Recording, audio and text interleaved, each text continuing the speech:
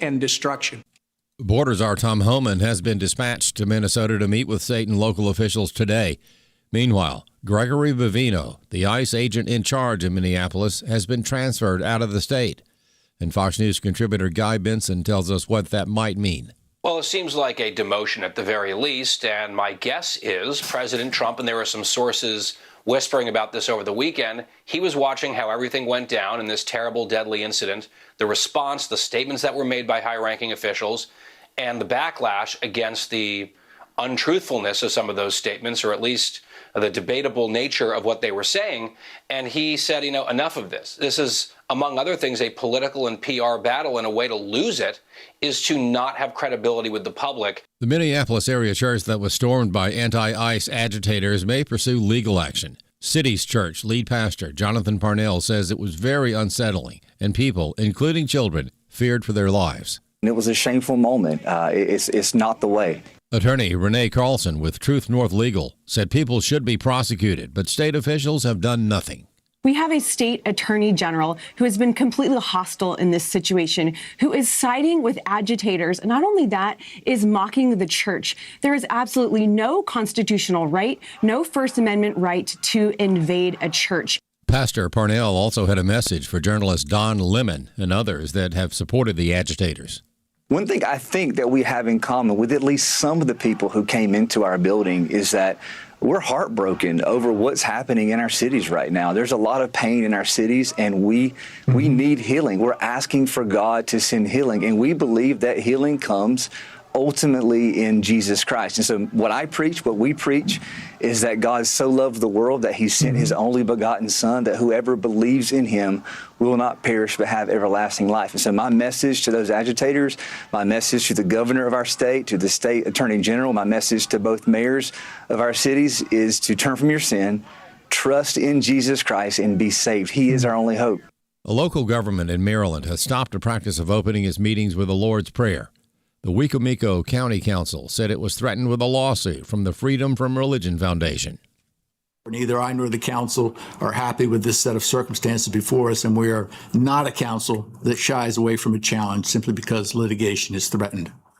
But when legal counsel is clear about the probable outcome, when the financial risk to our citizens is so substantial, we have a responsibility to weigh fiscal stewardship against our desire to preserve a tradition we've honored for so many years. David Cortman is an attorney with Alliance Defending Freedom, and talking about this on Washington Watch, Cortman said this felt like a blast from the past.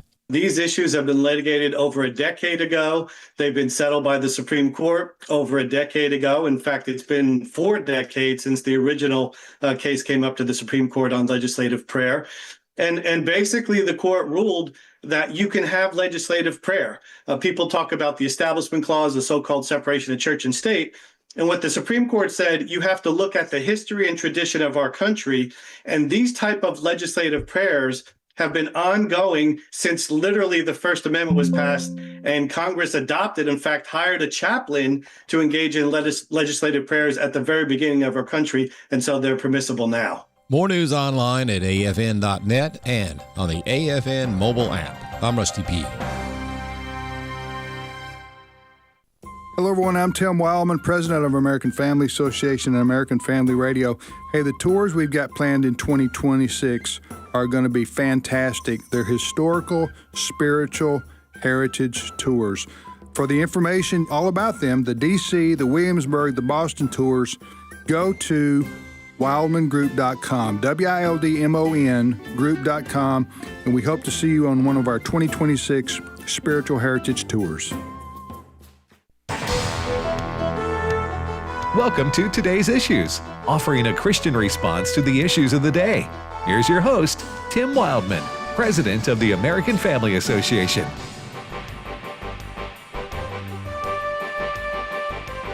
Hey, good morning, everybody, and welcome to Today's Issues for this Tuesday, January the 27th, 2026. Thanks for listening to American Family Radio. We're in studio here in Tupelo, MS, and joining me is Ed Battagliano. Good morning, Ed. Good morning, Tim. Wesley Wildmon. Good morning. And Fred Jackson. Good morning to you. All right, so Fred. Sir.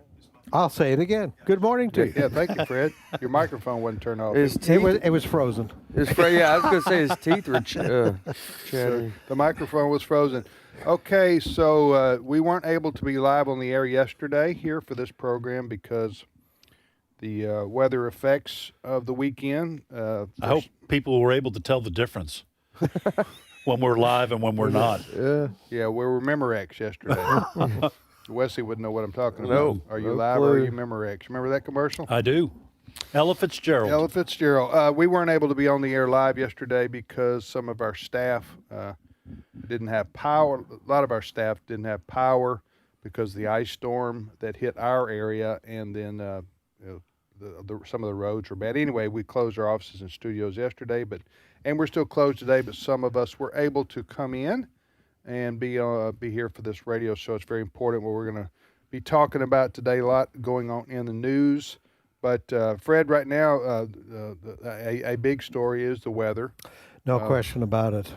We still, across the country, at least 500,000 people without power. And in our home state here, Mississippi is one of the worst. As of about an hour ago, 130,000 people in this state alone without power. And a city just to our west here, Oxford, home of Ole Miss, one of the worst hit in the country. Talking to people from there, watching some of the reports on Fox this morning from Oxford, it looks like a war zone. That's the best way to describe it. The governor of the state, Tate Reeves, was interviewed just a couple of hours ago on Fox and Friends, and he kind of gives an update on the situation in this state. Cut number 3.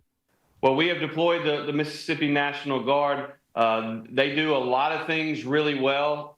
We are ensuring that they're going to be involved in the logistics play here, because what we're going to be looking at is we hopefully get a lot of those 140,000 customers that currently do not have power. We're hoping to get a good percentage of them back on today or tomorrow. We're down from a peak of 180,000, which is the number where a couple of days ago where we peaked. But we also know that we've got to get things like generators into water pumping stations in rural parts of our state, rural water associations, to ensure that we can keep the water pumping into homes, because we not only have electricity challenges, we have water challenges as well in certain areas of our state. And so the Guard's going to be very intricately involved in logistics and moving supplies into and around the area, getting food, MREs, cots into our warming centers. We have 67 warming centers open throughout the state in 35 different counties of Mississippi. Again, this is a storm that is very large and is affecting a large percentage of our state. So Governor, what percentage of your lines are buried? A very small percentage of our lines are buried in Mississippi, and that creates challenges, of course, when you have tornadoes, when you have hurricanes, and it certainly creates challenges when the right-of-ways are not cleaned adequately, and you have ice, and now you have limbs falling on above-ground power lines. So there you have it. That's the governor of the state, Tate Reeves. Mentioned Oxford, Mississippi, home of Ole Miss. I understand the classes will not resume until sometime next week at Ole Miss. And also Christian College, very close to us, there, Blue Mountain, that area of the state, which is to kind of our northwest here, very badly hit. Well, our own Ed Vitagliano right here doesn't have power at his house. No, we got ours last night, 4 o'clock. You did? Yes. How did you know? 4 o'clock? You were waiting on it, were you? Well, 4 o'clock in the morning. Well, we were at my son and daughter-in-law's house because they have had power, and they live just north of us. And then we got a call from our daughter who was at our house, and she said, power's back on. So that was 4 o'clock in the afternoon.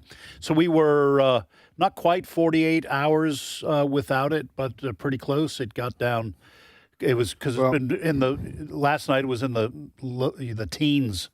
Right. So it's been a very difficult situation for a lot of people, not just us either. States just to the west of us got hammered. My sister, who lives in Frisco, Texas, she texted me, they've got power, but it was 7 degrees. So this was a brutal storm that stretched across 2/3 of the country, and Mississippi got hammered. Yeah, and we had to deal with it a lot, and it was rough, unless you were a kid. Yes. I would joke this morning because my kids went outside, got their gloves on, their boots on, and they played with the icicles because they don't get to see that but once a year at most, and sometimes longer than that. Exactly. So yeah, it was a 3-pronged storm. It was freezing rain, which is what we received here in Mississippi for the most part, and parts of Alabama, Tennessee, Louisiana, and Arkansas, and Texas, and then it was a major snowstorm as it went up the Mid-Atlantic and into New York City and that part of the country. So it was a bad deal. It was a major winter storm, probably unlike we've seen in a few years. Yeah, absolutely. Yeah, Boston, I think somebody reported, 20 inches there? And they were the worst hit airport. Logan Airport was the worst hit as far as cancellations, cancellations there. And bad news for the East Coast. This morning they're saying there's another storm that is developing down to the southeast in the Atlantic there, which may hit another blast of cold air as it moves up. Yeah, so they may get pounded again. Listen, it's dangerous when you get down where you're talking about what they're going through in Pennsylvania and New York. It's, even as hardy as those folks are to cold weather, like you grew up in, Fred, it's dangerous. It is for you, when you're dealing with zero and sub-zero temperatures. Well, you lose power. You think you've got enough food to last for X number of days, and then you go beyond X number of days. Yeah, and don't get hurt. You have to go to the hospital. Right. Emergency. Listen, a tip of the hat here in our state, where our flagship station is, to the power companies and to the men, primarily men. I'm sure there are women also involved in this, but who go out in this weather. A lot of our first responders, but to those who are getting power lines back up, it's dangerous work. It's exhausting work. These teams go out for, I don't know what their shifts are, but 48 hours. My wife and I went without power, but we got our power back, and it's not magic. People are up there, and working to get that restored. So, all right, you're listening to today's issues on the American Family Radio Network. Tim, Ed, Wesley, and Fred, and we thank you for listening to AFR. The big national story, other than the weather, is what's happening in Minneapolis, Minnesota. And Fred, you want to set this story up for us? Yeah, there's a change coming. The Trump administration, as a result of the death of one of the protesters in Minneapolis in the last several days, there's been a lot happening between Washington and Minneapolis. Conversations, President Trump has had conversations with the governor of Minnesota, Tim Walz. He's had conversations with the mayor of Minneapolis, Mayor Fry there. And it looks like there's going to be a change in strategy by the federal government. And that has some people concerned, some people celebrating. One of the big parts of this story that's developed over the weekend is that President Trump's border czar, Tom Homan, is now, apparently he arrived in Minneapolis last night, and he is going to be part of this change that's coming about. White House spokesperson Caroline Leavitt announced that yesterday. It's cut number 5, Brent. Mr. Homan is the point person for cooperating with state and local authorities and corresponding with them, again, to achieve this level of cooperation to subdue the chaos on the streets of Minneapolis. And I would just point out that Mr. Homan is someone who has been lauded for many, many decades for his experience working in law enforcement. Now, a former spokesperson for the White House is Ms. McEnany. And Haley McEnany. Haley McEnany. She was the spokesperson after Sarah Huckabee. Yes. She took over after that. She gave a very interesting interview this morning on Fox. Of course, she works for Fox now, but I think she's got some inside information as to the changes that are going on in the White House with regards to strategy for Minneapolis. I want you to have a listen to this. Cut number 11. It is a massive problem when the message being set by the person elected by the American people is lost. It's a massive problem when the direction of the President of the United States is lost, and that is precisely what has happened. On this weekend, President Trump spoke to the Wall Street Journal. We all know this. He declined to characterize the shooting of Alex Preddy.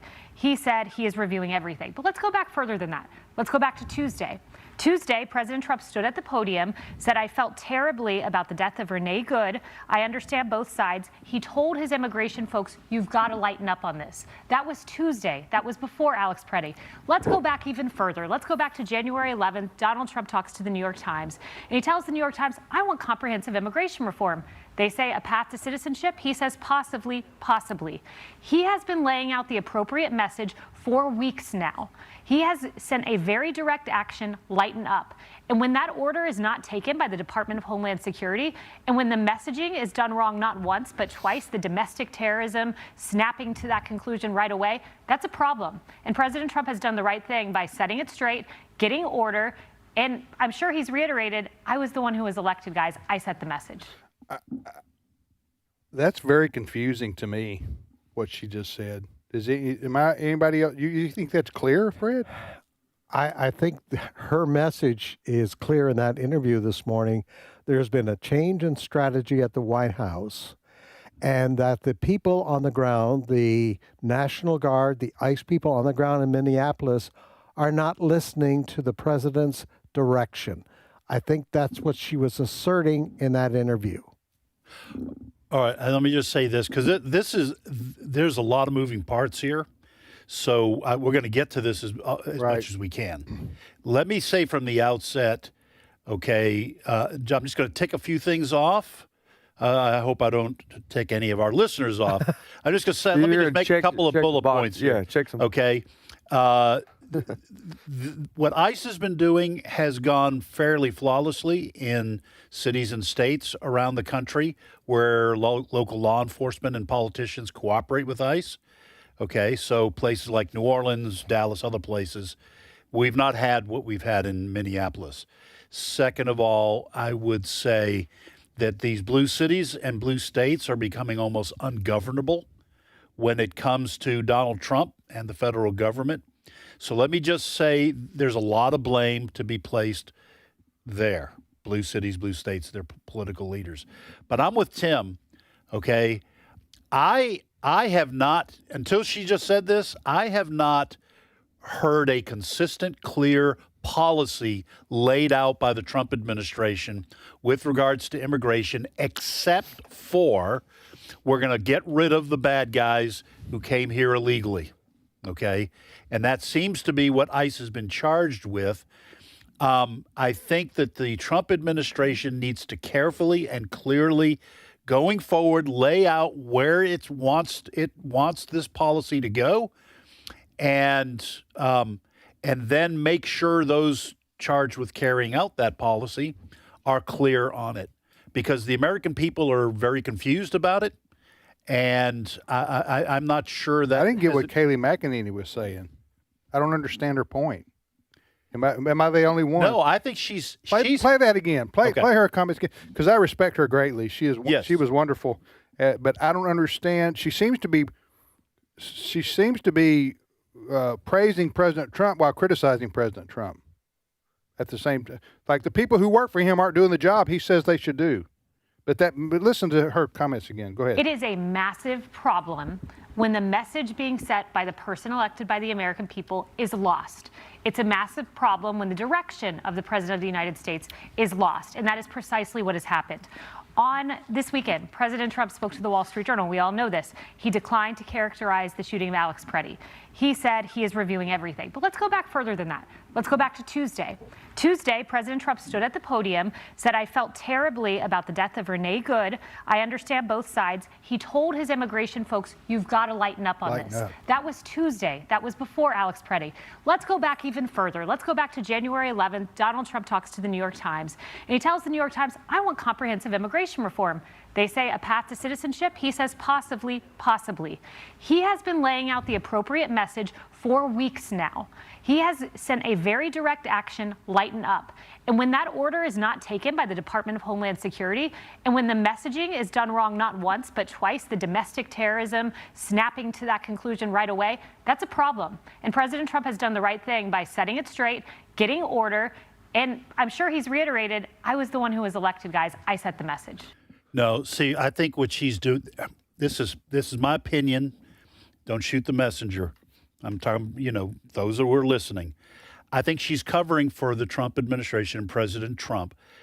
You can't say he's been very clear when you also talk about hints and you talk about statements before the New York Times. Right. I haven't read anything where I've seen a comprehensive plan for how this is going to be done. Now, I'm not blaming President Trump because I don't know if he has been specific. If he's been specific to Kristi Noem and others who are supposed to carry out his policies, and they're ignoring those instructions from the president, then they're at fault. But if President Trump has not clearly, lighten up is not a policy position. No. And that's what Kayleigh McEnany is saying, that President Trump told him, lighten up. Told him to light. What does that mean? What does it mean? Yeah. You've got to now. Maybe he has been specific. I know what Wesley's chomping at the bit here, but if he's been specific, I'd like to know a little bit more about what he told them to do. We eventually we need to get to the shooting side of this, but to finish up with McEnany, is that how you pronounce it? Kayleigh McEnany. There is no way you can't do this type of job lightly. You're either deporting people or right. You're not. This is lighten up. What does that mean? Yeah, because that's very subjective. Because they go in light. These people moving now to the shooting. This was a light thing. They were going in there to arrest an illegal immigrant who had committed violent crimes, and the protesters crossed the street and interfered with their operation. Right. So it was a light. They were doing it. I mean, subjectively, they weren't causing problems. The problems are being caused. We don't have any instances in Minneapolis where the protesters were on the sidewalks with their permits protesting, and there being any confrontation. Right. If they were staying away from the ICE officers. Stay away from the ICE officers. So the confrontations have come when the agitators interfere with the ICE doing their job. Okay. Again, we're talking about, you're listening to today's issues on American Family Radio, and we're talking about what's going on. Did we clear that going up? on and what's going on in Minneapolis because the left-wing agitators and activists and your anarchists and your Antifa types, they are organized, and what they decided to do in Minneapolis was physically resist ICE. And they have, it's a network. They have communications, and they have the support of the mayor and the governor to resist. The governor of Minneapolis is telling them, of Minnesota is telling them to go and videotape ICE. When you have, and in the case of the man who got shot and killed, we don't know all the details there. There's body cam footage to be released yet by the Department of Homeland Security. So we don't know the whole story there yet. But in the case, he was physically resisting. Is that inaccurate? Yeah, I think I don't know if he was fighting them, but he was there.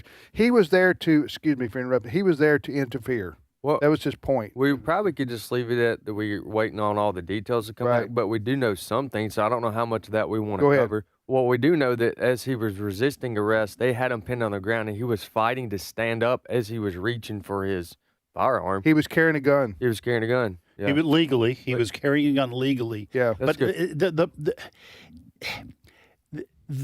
the part of the problem here is Minneapolis is ground zero for the radical left. They are making their stand in that city with the full support of Mayor Frey and the governor of the state, who is fighting off fraud allegations in his administration, and I think loves the fact that he can push the spotlight onto something else. And the radical left has said, we are going to resist Donald Trump and ICE because, as you've said, Tim, on this show many times. The radical left doesn't believe in borders. Nothing should happen to these people. And nothing bad would have happened with Renee Good or Alex Preddy had these protesters not physically engaged with ICE. Okay, now, part of the issue is, my personal belief is the radical left wants this violence. And I'll come to you, Fred, here in just a second. And so what is happening in these places is that they are wanting the confrontation to continue so that violence erupts and they can force a retreat, which it looks like may have been successful. Well, to Ed's point, listen to the words of self-described Antifa protester Kyle Wagner as he calls for armed resistance to ICE in Minneapolis. Cut number 6. I'm Kyle. I'm Antifa, and everybody in my DMs and calling me and blowing me up, I love all of you. I understand that the women who see this are really scared that their husbands are going to go and not come back, and that's real, and I am very sorry, ladies, that is what is happening. But I don't understand how you're struggling to follow that they're going to keep killing us if we don't end this. And we can't end this without good men in the streets, armed and ready to protect innocent people from being gunned down by these masked murderers, these fascist occupiers. I need boots on the ground, and I need them prepared to do what needs to be done so that this does not cost more innocent lives. We do not have any more time to let this drag out. I know it sucks, but this is the Iron Front. It's an individual choice. There are no generals in this fight. Viva la resistance. I'm going back to the streets. That was Antifa? Self-described Antifa protester Kyle Wagner. Look, we're going to Wesley's point. We're going to find out if the death of Alex Preddy was what they call a bad shoot. Okay, you may have an ICE officer charged. I don't know. Okay, but that does not mean that what ICE was doing in terms of a policy is wrong. And the reason it happened, I'm convinced, is these agitators want the confrontation. They want more bad shoots. They want people dying as that's quote what he unquote was saying. He was saying, hey, wives, you may lose your husband here, but it's worth it in the greater scheme of things. Yes, and that's what ICE is up against. And I am convinced, with no help from the Minneapolis. Minneapolis and Minnesota are becoming ungovernable when it comes to the federal government because Trump's at the head of the federal government. That's how much they hate him. Let's connect a few more things. Remember, ICE is going in to remove people that have come here illegally, and they're starting with those that are child molesters and rapists and drug dealers, and murderers, bad dudes. That's what they were doing here. They were going after a bad dude. Bad dude. They're trying to get him out. And this person, this Antifa, mischaracterizes ICE as going out and killing people. Right. Fascist. Mask, just killing people in our streets. Killing people in our streets, yeah. You know, the people on the left have compared ICE to Iran. Right. Shooting protesters down in the streets. Yeah. These people are unhinged on the left. All right, we'll be back momentarily. We got a lot more to cover on this story. This is a big deal for our country right now. It is. We'll be back momentarily. Stay with us.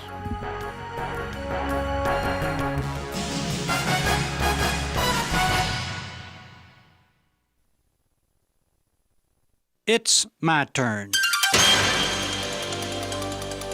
Here is your host for My Turn, Don Wildmon.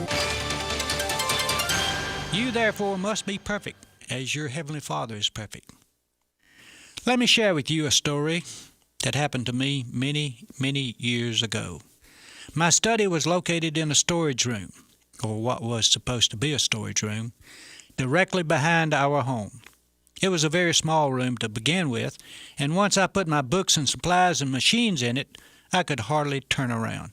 It was really too small, but it was the best we could come up with at the moment, and I had to bear with it until better days came along. One day I was having one of those days when everything seemed to go wrong. You've had them, I know. We all have. It was a day when I wished, and most folks around me wished, that I'd stayed in bed. My desk was covered over with matters that needed my attention, correspondence was lagging, and there were other matters pressing. Well, I was sitting in my study, half mad at myself and half mad at my lack of space. Then, without knocking, in came my son Timmy and proceeded to sit down behind me. I started to turn and tell him there wasn't room for him in the study, but I waited, for I knew that if I spoke at that particular moment, I would be harsh with him. So I went about my work, listening as he began taking paper from the wastebasket and books from the shelf. He nearly lit a fuse when he spoke. "Daddy," he said, "do you have a pen?" Well, I reached into my pocket and gave him my pen. I then tried to continue my work, but it seemed that every time I turned around, I bumped into him.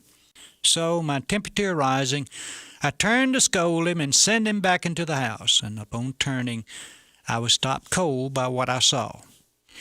Timmy had laid out before him some old papers he'd taken from the trash can, some of my books from the bookshelf, and with a pen in hand, he was marking on a sheet of paper. He'd made himself a makeshift desk that was in something of a mess. Now, most of the time when Timmy wanted to know what I was doing out in the study, I told him that I'm studying. I looked at him there. He paused for a moment and looked up, and after thinking for a few seconds, he began to write again. "What are you doing, son?" I asked him. He looked at me in the eye as only a son can do, and then gave me his answer with a little grin on his face. "I'm studying, Daddy." Well, I didn't say anything else to him. I turned back around and pretended to go back to work. But I didn't do much work for the next few minutes. I just sat there thinking about how proud I was of my son. It made me feel just as big as a man can get to know that my son wanted to be like me, to do what I do. Then a greater truth came to me. My Creator was telling me that this was really what He wanted from me. He wanted me to be like Him. I still think about that often, how good He must feel when we act like Him, do what He does, act like we are one of His children. Wouldn't it be a good world, I say to myself, if we wanted to be like Him as much as Timmy wanted to be like his father? It sure would. This has been My Turn with Don Wildmon, a production of the American Family Association. Search me, God, and know my heart. Test me and know my anxious thoughts. See if there is any offensive way in me, and lead me in the way everlasting. Psalm 139, 23, and 24. American Family Radio. This is Today's Issues. Email your comments to comments@afr.net. Past broadcasts of Today's Issues are available for listening and viewing in the archive at afr.net. Now, back to more of Today's Issues. Hey, welcome back, everybody, to Today's Issues on the American Family Radio Network. Tim, Ed, Wesley, and Fred. We've been talking about what's happening in Minneapolis, and it's a very fluid situation with respect to the ICE, the Immigration and Customs Enforcement, the Border Patrol officers who are there. Again, as Wesley pointed out, ICE has been carrying out, operations in many places across the country without incident. They go in. They're there for 8 or 10 days, 15 days. They're there to arrest drug dealers, child rapists. Bad people who have committed crimes, who are drug traffickers, things like that, to deport them. Right. Yeah. Go ahead, or arrest them and then they go to trial and everything. So, but what's happened here in Minneapolis is that the political left agitators, and they organized to physically resist ICE in the street. And because of that, I'm telling people things they already know, I know, but just to set the stage again here on what led up to this situation where 2 people have been killed by ICE. That is, So ICE is told to go and get the bad guy. They tell them where they are. They have an operation for that day or that hour or whatever like that. They go, and then they're met with these protesters, these agitators, these Antifa types. Well, and we just played right before the break. We played the audio of one of the leaders of Antifa. Get cameras, get in the face, interfere. All right, if you're these ICE people are not trained for crowd control, okay? Right. And they can't call the Minneapolis Police Department to come help them. So they're left on their own. They could. In other states they have, but you're saying in this case. Because they've been, the local law enforcement have been told don't help. I would say, okay, I'm just going to talk out of, I'm just thinking off a little bit off the top of my head. But if I'm ICE agents and I'm faced with this situation, listen, we're all human. Somebody starts throwing things at you, all right, and you don't know where it's coming from. They're shouting at you. They're cursing at you. They're putting cameras in your face. They're taunting you. You can either A, double down, bring in more reinforcements, and go do what you're there to do, or you can say, okay, we need to just back off. I know it means these people have won, but we need to back off, or else we're going to have a bloodshed, because that's the two choices that these ICE agents were left with. Now, all right, now you're left, now President Trump, you have two people who have died, right? Two people who died at the hands of ICE, right? Again, the whole scenario I just laid before you on how this, the physical confrontation in the street, you can understand how this would go bad, especially if this guy's carrying a gun. He was carrying a gun for a reason.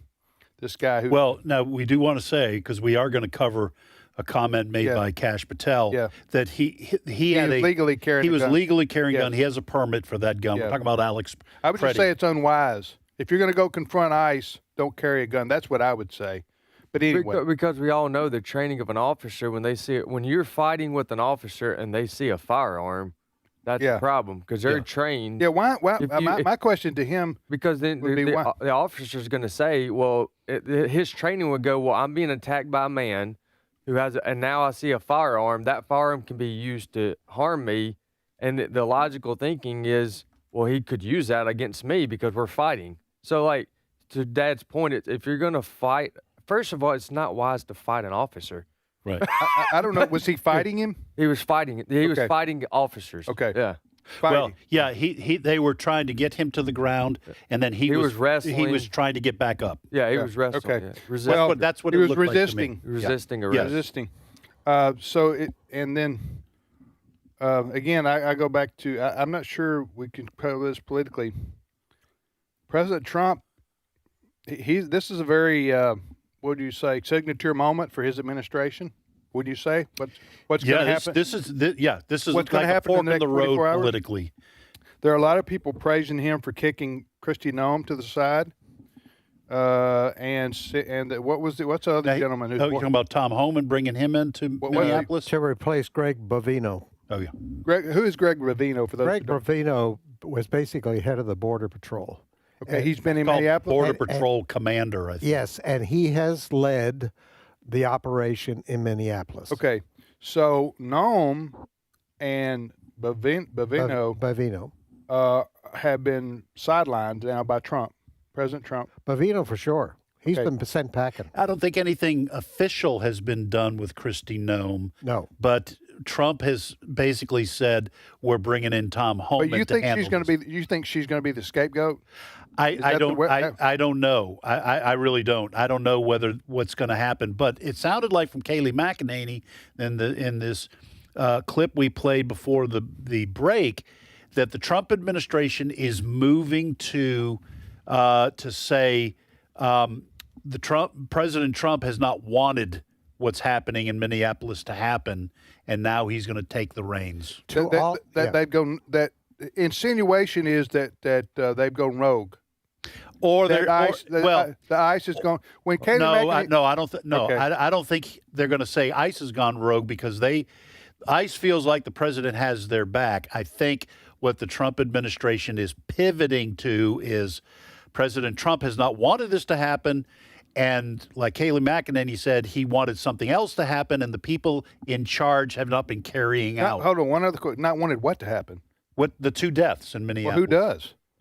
Well, no, that's why Kayleigh McEnany was saying President Trump has been saying lighten up, take a less strong approach. Well, listen, Fred talk. That's double talk. I'm just saying to you, that's double talk. Either get in and tell them you do your job and I got your back, or you get out. Yeah. You don't tell them go in there and knock on doors and say, hello, everybody in there. We got some gifts for you. We're ICE. But what I'm saying is President Trump he can't say, I've changed my mind about Minneapolis. Well, because that's politicians don't do that. He's a politician? Well, go ahead. I'm sorry. Okay. Go ahead. So you said you either tell them to go in and get out, to get their job done and get out, or you pull them out and not do it at all. I think President Trump actually wanted the first thing to happen. Now it's turned badly. It's gone badly.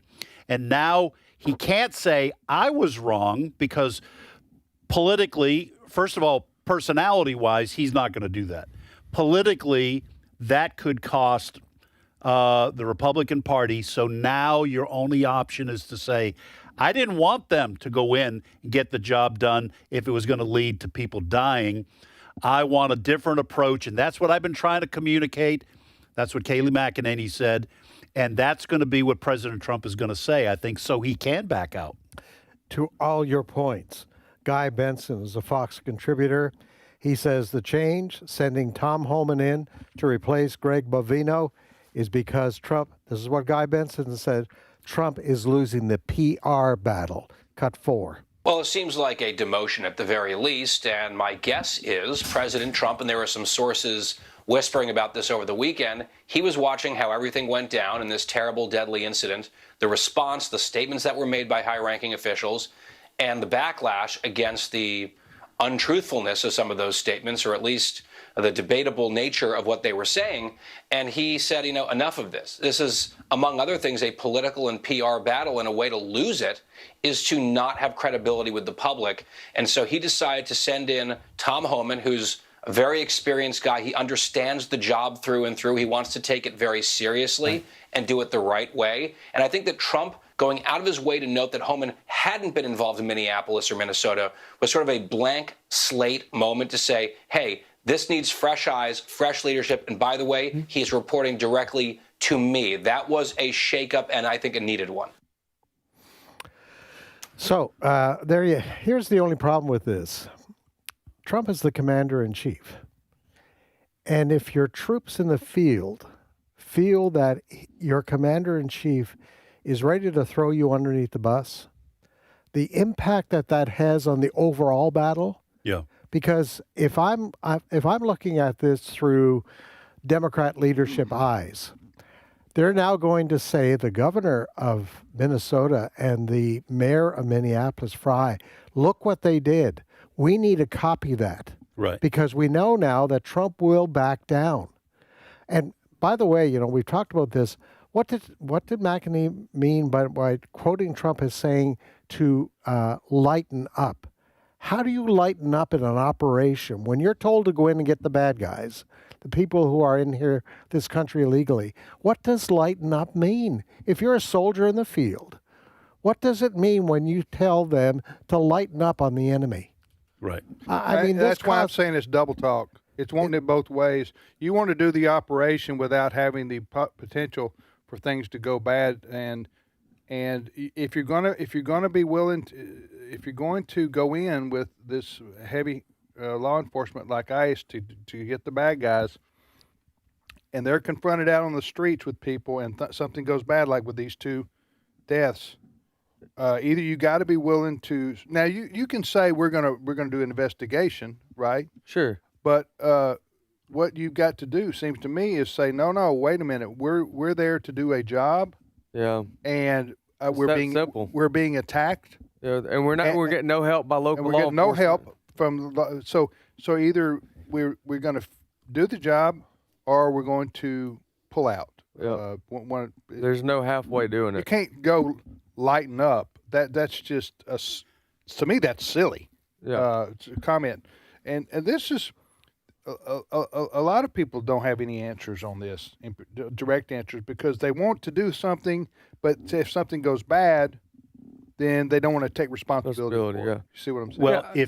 Well, I think this is, y'all brace yourself, don't fall out of your seats here, but I think Trump's wrong here. Wait a minute, write this down, ladies and gentlemen. MAGA Wesley is now going to criticize President Trump at some point. First time in 6 years of his term, or going on 6 years. Go ahead. Go ahead. You can't do like you. Well, I won't articulate it better than you did, but you can't do this type of job softly. Well, you can attempt to, but when you're confronted with agitators crossing the street, getting in your way, then it becomes a problem. And so I think that if Trump pulls out and does not finish what he started there, then and the other team wins, I think he's wrong for so many different reasons, and the ripple effect that has on on the people that the morale, and for those that have, and for Antifa the other way, it emboldens them because a lot of them are organized from other states. So they actually care about this beyond just Minneapolis. So they're going to take their crew and they're going to pack up and say, we won this one. Here's what we did to win. This is like I compared it to like a ministry or that up and roots and goes to locations like disaster relief. Like these people are going to up and go to the next stop, wherever ICE goes next, and they're going to start all over again. Now, can they get away with that in a small town in the South? Probably not. But if they go to another big city where you're not going to get any local help, they're going to duplicate their efforts here.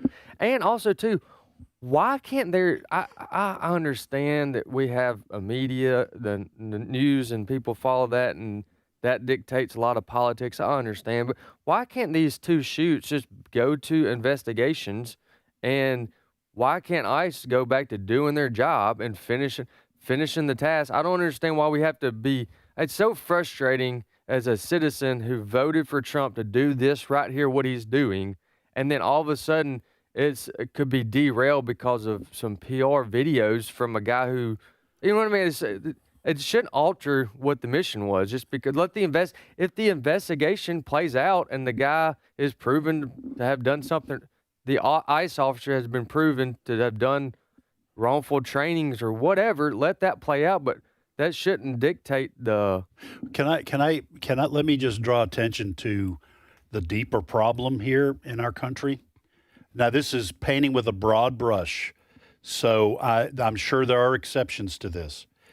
You have on the left, most of a good portion of the left, people who hate God, who are, as a result of that, by nature rebellious against authority. And they're going to do this, what you're just talking about, Wesley. They're going to do this all day long because this is their nature. They're going to fight against legitimate authority. They're going to fight against righteousness. They're going to say, we don't care if you're out there to get rapists or drug dealers. We want the border open. And if you don't like it, you're not just politically wrong, you're the enemy. That's on the left. On the conservative side, again, there are exceptions to this. You have Republicans whose number one job in Congress is to get reelected. They're not there primarily. They're there to serve their constituents, yes, but that's not at the top of the list. At the top of the list is, I want to get reelected, okay? And they're going to collapse when the heat is on, because this isn't about doing the right thing, no matter the cost. This is about doing the right thing until it costs me, and then they fold. So, including President Trump, you think? No, I think President Trump, is a special. He's a different animal altogether. He's got his own issues, his own strengths. But I'm saying in terms of what President Trump and his the people speaking into his ear, they're saying you could lose the whole Republican Party in the midterms, and that'll be on you, Donald Trump. That'll be your legacy. Yeah, and that moves President Trump. Yeah, well, he's going to lose me for a minute if he pulls out, because we're hours away from having another Laken Riley, and then all of a sudden we got to get illegals out again. Yeah. I mean, like we voted for him to do exactly what he's doing. Now is there a dilemma here that because of the PR and 2 people were shot and blah blah? Yeah, but that we voted for him to get people out. That is true. I think Donald Trump won the Electoral College and he won the popular vote. And one of the big issues was that Biden had let 15 million people walk into our country. We didn't know who they were. A lot of bad people, a lot of people doing human trafficking, drug. And now Trump was left the job of cleaning this mess up, trying to get these people out of our country or have them arrested. Deal with the ramifications of it. But okay, I'm like Wesley at what I hear you saying, and Wesley's more hardcore MAGA than I am. I'm more moderate. I share my heart. You're a moderate MAGA. I share my heart. Yes. Don't I, Ed? Yes. Share my heart. No, MAGA moderate. I like it. I like that. I'm really not very moderate. I'm pretty conservative, but as I said, this is a telltale moment for President Trump. No, not Kristi Noem, not because she's being pushed to the side. She'll probably be fired. Well, she has not been pushed as far to the side as the Border Patrol. Did he get told he got sent home? Man, I love that guy. So that's what irritates me. Did he get sent home? He did get sent home. He got sent home to California, right? Yeah. So he got replaced. This is why he got replaced by Tom Homan. But the problem, I mean, Bonvino, that dude's awesome. Like, it's so frustrating. He hadn't done anything wrong. It's not his problem. That's why I think he's actually been carrying out the instructions from the White House. Yes. But now that it is kind of blowing up, I think the president is shifting strategy, tactics. Okay. What do you mean by President Trump's a different animal when he is doing? And listen, I've been on President Trump's, but he is. Wesley's just expressed the feeling of a lot of MAGA type folks, and that is Trump looks like he's folding on this and is going to retreat and going to move out when and how do you say, well, yes, he's strong. He is unrelenting. He is a man of conviction, and yet here he is about to pull out because the protesters won in Minneapolis. When I said that he's a different animal, I mean he's different, let's say, from the Republicans I was characterizing. I don't think President Trump is swayed as much by public opinion polls as some in the Republican Party, many in the Republican Party whose number one job is to get reelected. But we have said on the show many times, President Trump is a pragmatist. He's a deal maker. That is who he is. He's a deal maker, and so if he can make a deal to try to continue to get this illegal immigration problem solved, and at the same time back out of Minneapolis and maybe save some face, I think he's going to try to do that, and I think that's why Bovino's out and Tom Homan is in. Does that? Am I explaining? Yes, it is. But deal making. What's the difference between deal making and compromising? Well, okay, so I can help you out here a little bit. So what I would say to kind of clarify or to add more clarification to what Ed's saying is that Trump has had a history of doing things that the Republicans said they were going to do but never did, and he just did them. But then at the same time, he still does the art of the deal where that doesn't change the fact that he's got a long, I mean, yeah, I was trying to think of just one off the top of my head, but actually, here's one, actually shutting down the border. The Republicans been saying they were going to do that for years and they never did. They get in office and they quit doing it, but he did it. He's done a lot of things that are, I guess, really bold for the conservative movement, but yet at the same time, he's still a deal maker. So I think both are true at the same time. Yeah, when I say a deal maker, and you said, what was your question again? What's the difference between a deal maker and a compromiser? Okay. All right. So and I'm not saying there's anything wrong with compromising sometimes. Right. Sure. Sometimes in politics, you have to compromise. Sure. So a compromiser would be someone that, let's say, let me just use myself as an example, not of a compromiser, but what I'm talking about. If the Republican Party came out in favor of abortion and gay marriage, and they said, we are going to promote these two things, I would stop being a Republican or stop supporting a Republican. No matter what the consequences were to the country, I would say those principles, marriage and life, are too important for me, even if the country goes to Hades in a handbasket, okay? So to me, compromise is when you say, well, to get elected, even though I am pro-life, I'll vote for pro-abortion policies. That's a compromiser because your principles aren't what you hold uppermost. It's getting to Washington, D.C. That's more important. When I say President Trump is a deal maker, President Trump is saying, listen, we need to solve this illegal immigration issue, but I'm open to the details of that. This is what I would like to see happen. I'd like to see us get all of these illegals out, and I'm going to turn ICE loose to do that. But if that blows up in my face because of leftist lunatics, a different way. I'm going to try a different way, and I'm willing to talk about that because he wants to try to get the illegal immigration solved. It doesn't matter how he gets that done. Yeah. Does that make sense? I'm not sure that's... It would be, looking back now, he probably could have put Minneapolis at the bottom of the list as he's heading out instead of this early on. Right. Because he's got ICE has a list and a plan for the next 3 years of their stops and where they're going. Probably would have moved this one to the bottom. I would say that about I would get it done in all the red states first, and maybe they've been pretty successful doing that. Mm-hmm. And then you turn to blue states, and then you pick hardcore leftist enclaves like Minneapolis, St. Paul. Yeah, I'm about to look at what states have ICE been to. California. They've already been there. So don't go where it's the hardest. That's first. You wait. We're a year into this. Yeah. ICE has been all over the country. Yeah. Go ahead, Fred. What are you going to say? No, the other victorious party in all of this is the mainstream media, and that bothers me the most. Yep. They basically, politically speaking, got in bed with the governor of Minnesota and the mayor of Minneapolis. They mainstream media didn't call them out for comparing ICE to Nazis. Right. Trying to use, Waltz has brought up the Holocaust a number of times. The mainstream media has said nothing.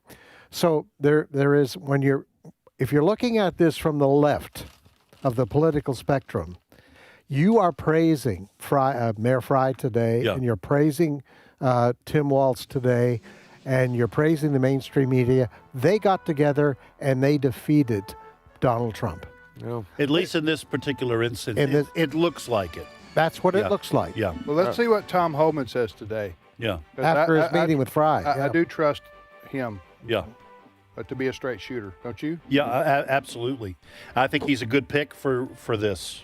It's going to be interesting to see because they've got some conditions to pull ICE out that I've read about where Minnesota has to hand over illegal criminals. I don't think they're going to do that, but I could be wrong. It's hard to take though, like Fred's saying, because the bad guys are winning, doing it the bad way, illegally, and now we're sitting here going, well, I guess they win this round. We'll be back. Stay with us.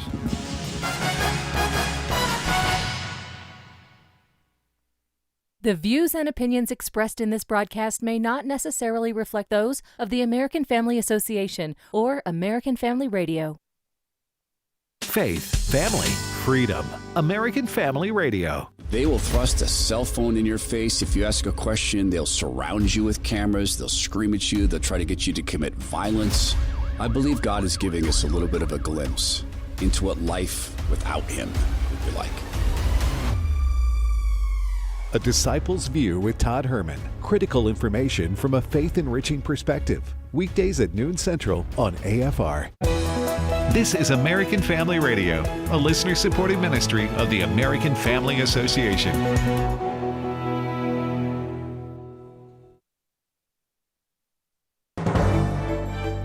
American Family News, I'm Rusty Pugh. The Trump administration is reportedly considering a naval blockade of Cuba. Jillian Turner explains from the State Department. The Trump administration is considering potential options to try and push for regime change inside Cuba. This on the heels of ousting Venezuelan dictator Nicolas Maduro. And one of those options is indeed a full naval blockade that would be meant to choke off oil imports to the communist country. Here's what a State Department spokesperson tells Fox News about this. Cuba is a failing nation. Thanks to the president's leadership, our region is safer, stronger, and more prosperous. It's international security interests for Cuba, which is 90 miles away from our shores, to be completely run by a democratic government and refuse to host our adversaries' military. A new influx of Arctic air is expected to spur freezing temperatures in parts of the South already covered in snow and ice. Many people have fled to warming shelters, and crews are working to restore power. At least 32 deaths have been reported in states afflicted with severe cold. At least 500,000 people are still without power, and Mississippi was especially hard hit. But Governor Tate Reeves says things are looking up. Well, we have deployed the Mississippi National Guard. They do a lot of things really well. We are ensuring that they're going to be involved in the logistics play here, because what we're going to be looking at is we hopefully get a lot of those 140,000 customers that currently do not have power. We're hoping to get a good percentage of them back on today or tomorrow. This past weekend's winter storm may be over, but airports across the country are still facing delays and cancellations. Grady Trimble has the latest from Reagan National Airport in Arlington, Virginia. Compared to yesterday, it's looking good, but there's still a smattering of red and yellow for those cancellations and delays. And zooming out across the country, we've got more than 1,500 delays and another more than 1,500 cancellations today. That's on top of the roughly 6,200 cancellations yesterday as the effects of that weekend storm linger. American Airlines alone has had to cancel more than 9,000 flights, making this the largest weather-related disruption in the company's history. It expects 2 more days of higher cancellation levels before operations get back to normal later this week. The law enforcement situation in Minneapolis is dangerous and untenable. That, according to an expert who just returned from the streets of the Twin Cities and spoke with American Family News.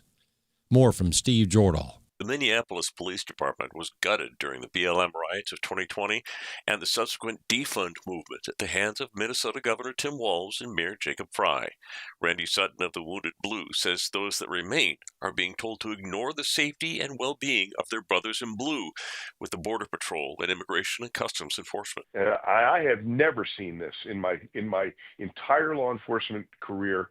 I've never seen a police agency like Minneapolis completely turn its back on the responsibilities that they have in their community. Sutton says the protesters are well-funded and organized. There's a lot of money being poured into this. There's a lot of organization. There's a lot of technology that is being employed here to foment the destruction and the divisiveness and the hatred. And they're being backed by the state attorney general and governor, who are telling the protesters to get out their cameras and record everything ICE is doing. Ellison is a complete moron. He is threatening, along with Walz, every single officer who is simply doing their duty. It's basically, let's set up failure. And then when they do, let's threaten them with prosecution. Sutton says both federal, state, and local law enforcement officers tell him they're overwhelmed and discouraged. Let the law enforcement community know that the Wounded Blue is here, that if they are struggling, call us at 833-TWB-TALK, 833-TWB-TALK. I'm Steve Jordahl. On Wall Street, U.S. stocks are zigzagging, following a rush of mixed profit reports from United Health, General Motors, and other big companies. More news online at afn.net and download the AFN mobile app for your Apple or Android device. I'm Rusty Pugh. Hello, everyone. I'm Tim Wildmon, president of American Family Association and American Family Radio. Hey, the tours we've got planned in 2026 are going to be fantastic. They're historical, spiritual, heritage tours. For the information all about them, the D.C., the Williamsburg, the Boston tours, go to wildmongroup.com, WILDMON group.com, and we hope to see you on one of our 2026 spiritual heritage tours. Thriving families, a powerful military, and a strong economy are the three pillars needed to rebuild our country. Psalm 11:3 asks, if the foundations are destroyed, what can the righteous do? In the video, 3 Steps to Rebuilding America, Walker Wildmon addresses that question. If our military is not serviced, so to speak, it's not going to be ready to perform, and it ultimately becomes ineffective. Find 3 Steps to Rebuilding America and much more at stream.afa.net. Today's Issues continues on AFR with your host, Tim Wildmon, president of the American Family Association. Hey, welcome back, everybody, to Today's Issues on the American Family Radio Network. Thanks for listening to AFR. And we've Ed Battagliano is with me today. I'm Tim Wildmon, as is Wesley Wildmon. And joining us now is Steve Paisley. Jordog, good morning, Brother Steve. Good morning, everybody. Anything to talk about today? Yeah, we're just kind of shooting the breeze over here, Steve. Talking football, you know what? Not much to talk about. Obviously, the impacts of the winter storm. They named that winter storm. What was the name? Fawn. What? Fawn. F-A-W-N. What a wimpy name. Pretty sure that was it, right? For a storm.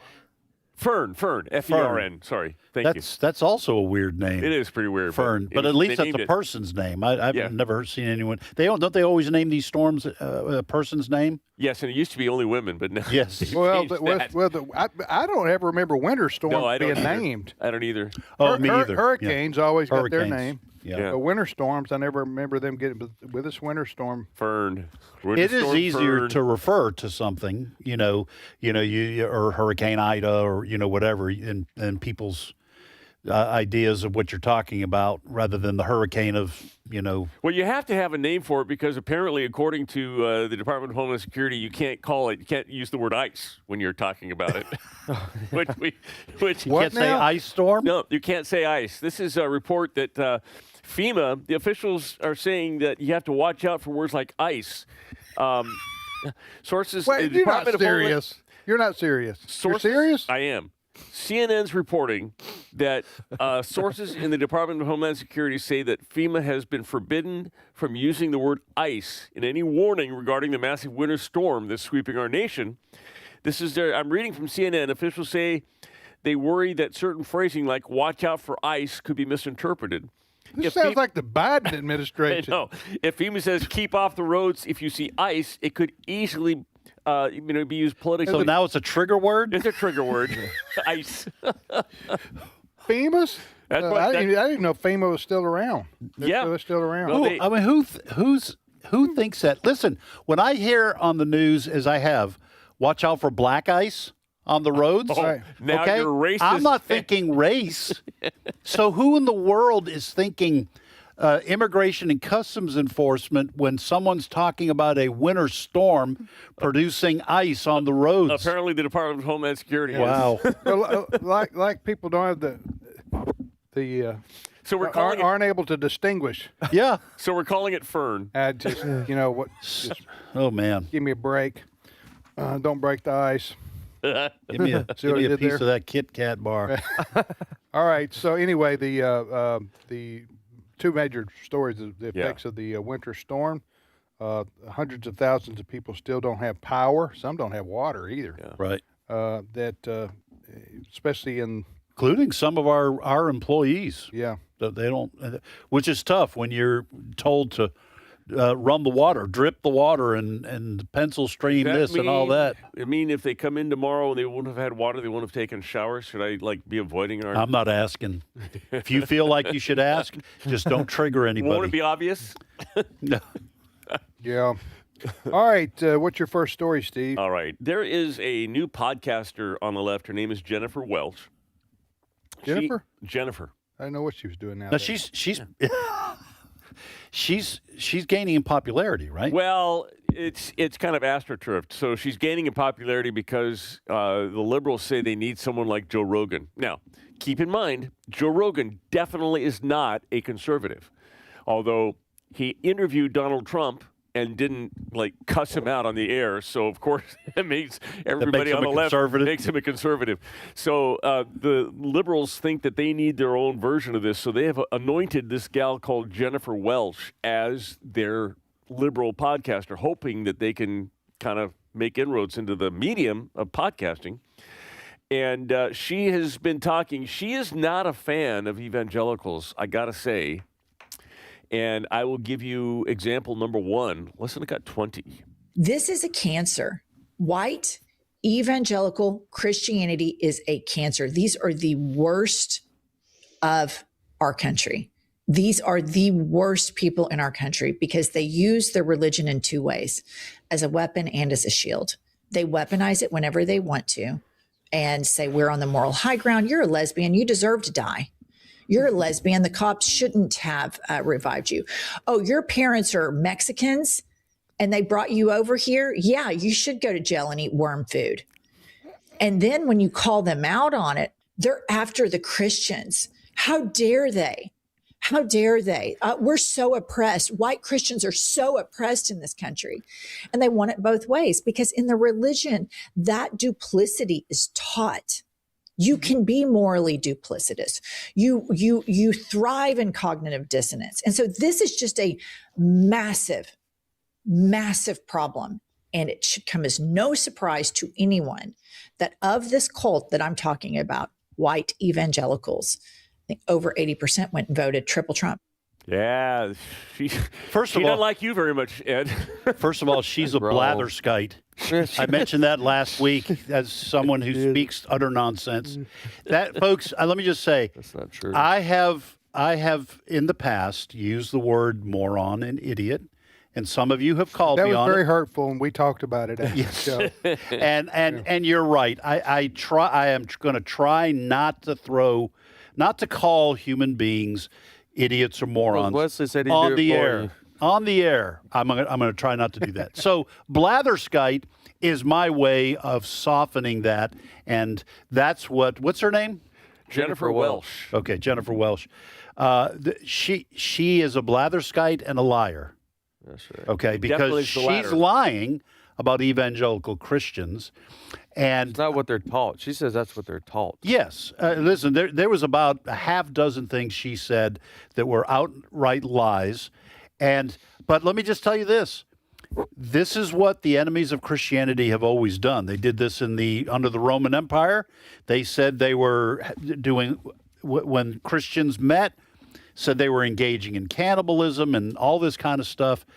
But the reason Steve asked me about playing this, I said, yeah, let's do it. Because to me, that is what at least the radical left believes about Christians. So, folks, you better be able to defend your faith in a Christian way and be able to answer this and talk about the gospel, because there are people who want to characterize your faith for you.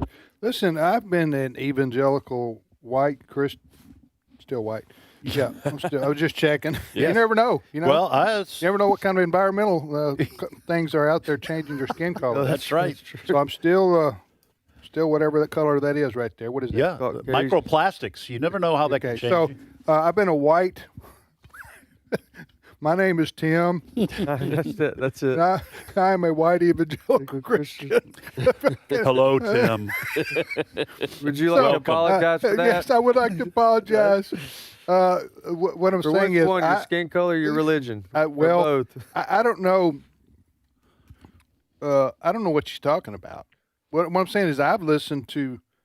Yes, is evangelical opposed to homosexuality? Well, sure. Yes, because the Bible is right. opposed to sexual immorality. But we don't want them to die. We want everybody to repent and turn to God. Yeah, and we're all sinners. Right. So what she's using a false narrative. Is that what you would she say? has a whole parade of straw men. There you go. Yes. Walking if through. you want to say I disagree with the white evangelicals because they shouldn't be white. Yeah. Or I don't believe Christianity is Isn't she true. white? She is white. She is white. That's disappointing. Yeah. Okay, that's really disappointing. She needs to change her skin color. But I don't know. I don't know what white has to do with anything. There are a lot of black evangelicals. There are a lot of Hispanic evangelicals. So why is she just picking And I'll on- tell you what, the black evangelicals and Hispanic, brown evangelicals, they believe the Bible too. I know. So I don't know why she's singling out white evangelicals. Well, because she represents the radical left and its view of who the problem is. She called Christians, evangelical Christians, cancer.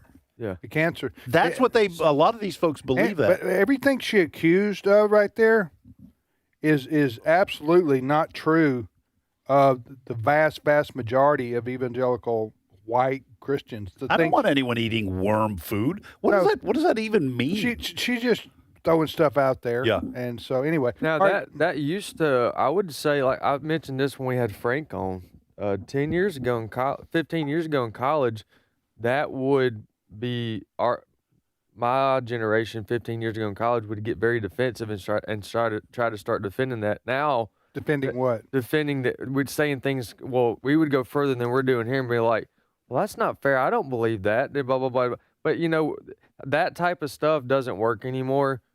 No, everybody knows, even if you're not a Christian, most people know that what she's saying is simply not true. Yeah. And because we have history. That it's a false caricature, but it works with her far left buddies. Go ahead, next story. All right.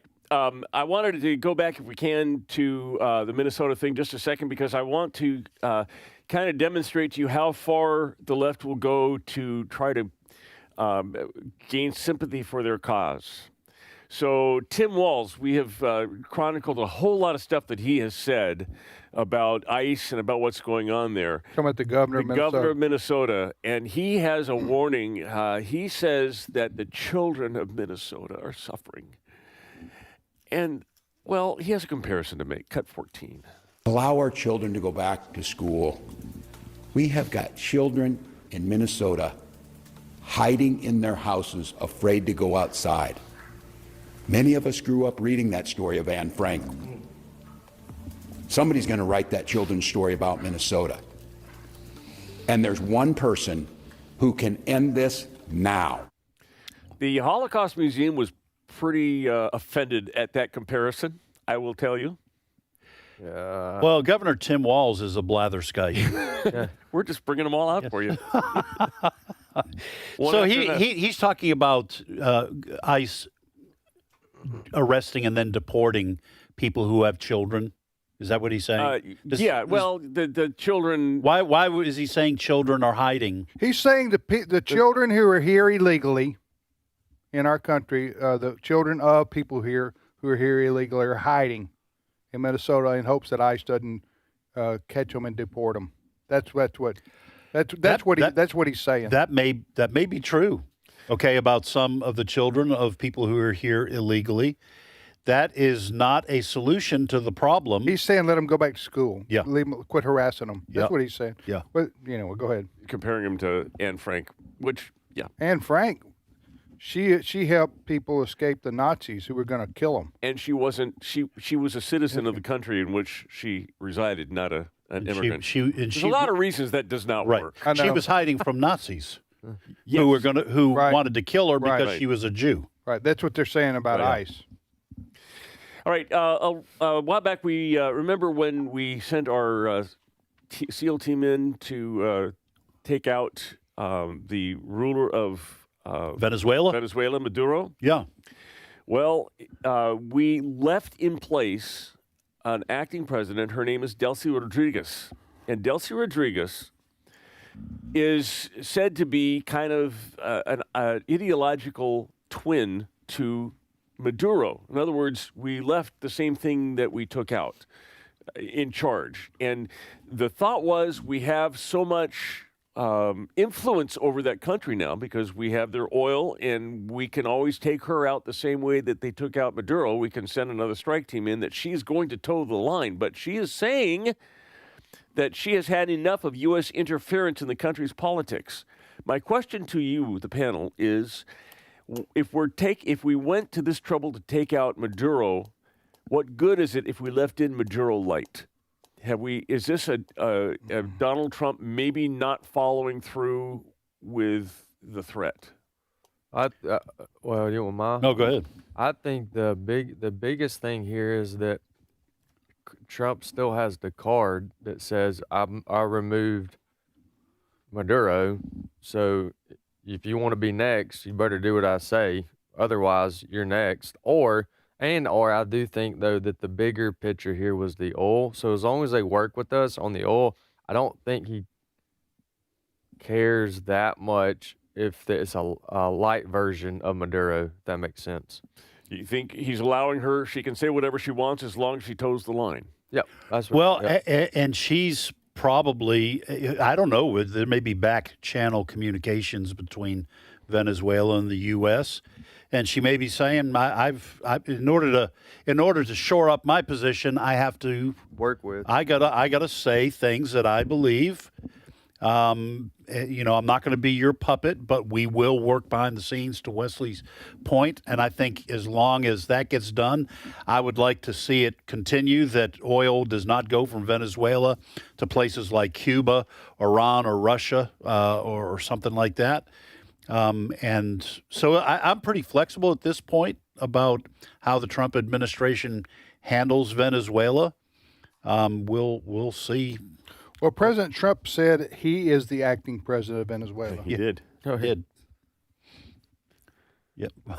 So, Is that true or not? No, he did say that. No, is it true though? Is he that he is that? No. I think what he's saying is we always have to say that about Trump. We always have to say that about Trump. I think what he's trying to say. I think what he's trying to say is that I'm going to do what I think is right in this hemisphere, and you may be the actual acting president of Venezuela, but I'm in charge. Yeah. Trump. I think that's what Trump is saying. The only reason I say I think that's what he's saying is because we have nothing other than the tweet or the Truth Social. I don't know what you call those. They're not tweets. Truth Social. The post where he said, I'm the acting president of Venezuela. Yes. How come you're always tossing those questions to me? like I can explain. I don't know. I don't know. Your question, Steve, was what are we going to do about a new? I don't think we're going to do anything. Probably, My question is, we labeled the capture of Maduro as this huge victory, and we've now taken Venezuela off of the board as far as a Marxist country.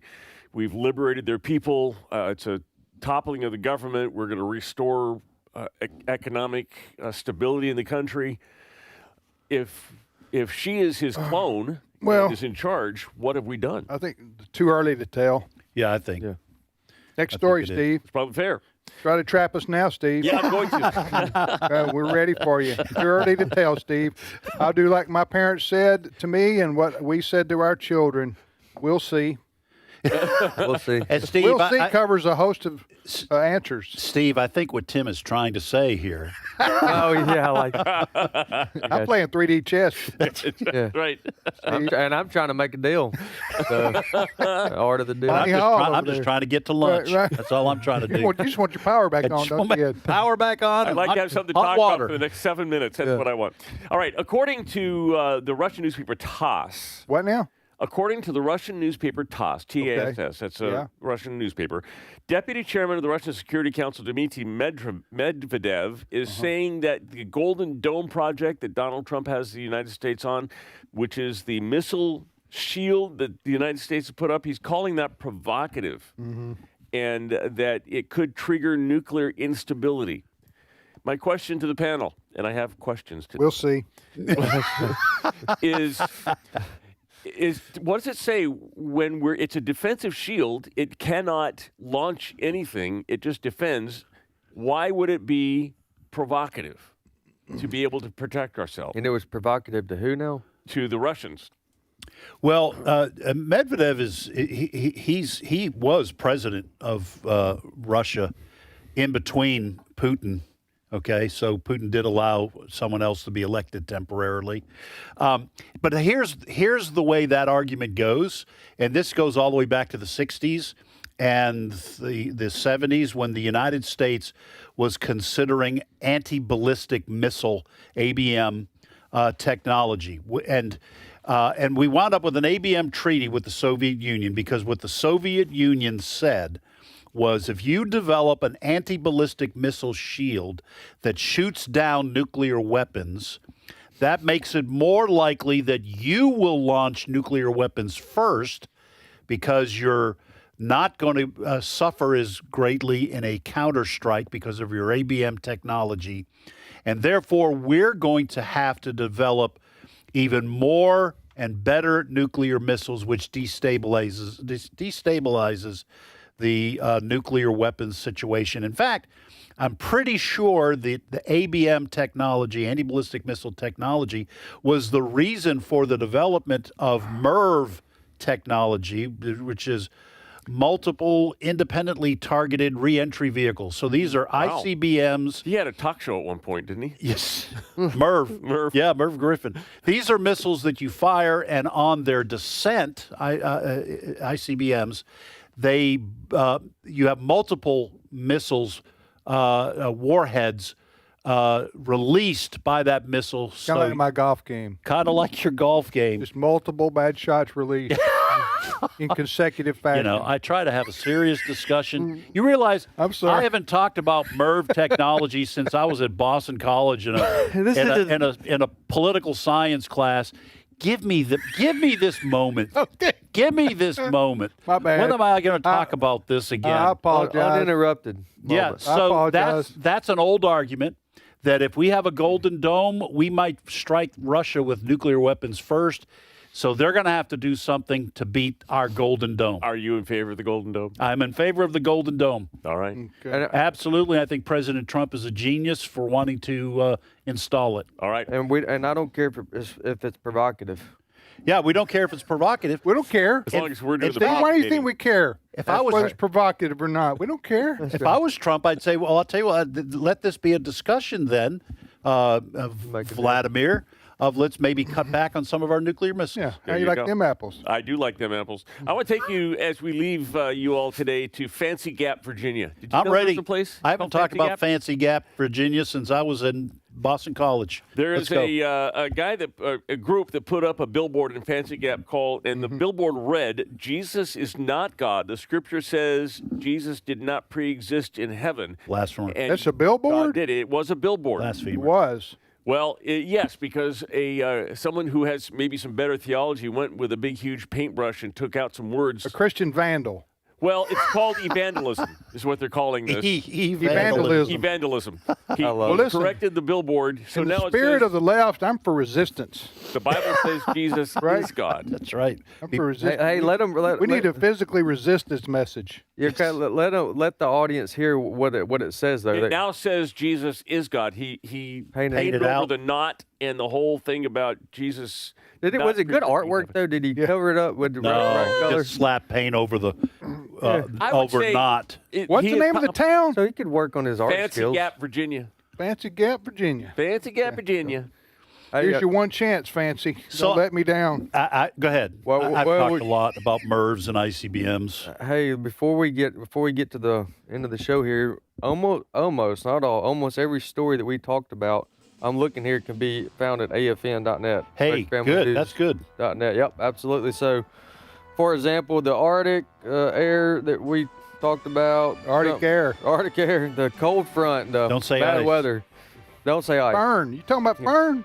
The reshuffling leadership in Minneapolis shooting, Trump visits Iowa, all that. All our stories that we covered are on our website, afn.net.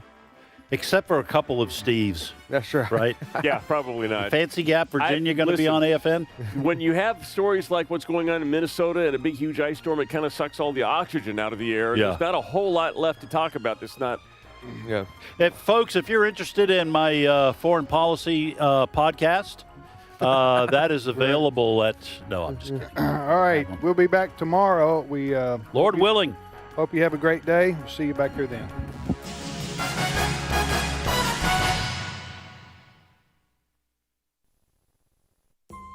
Hello, everyone. I'm Tim Wildmon, president of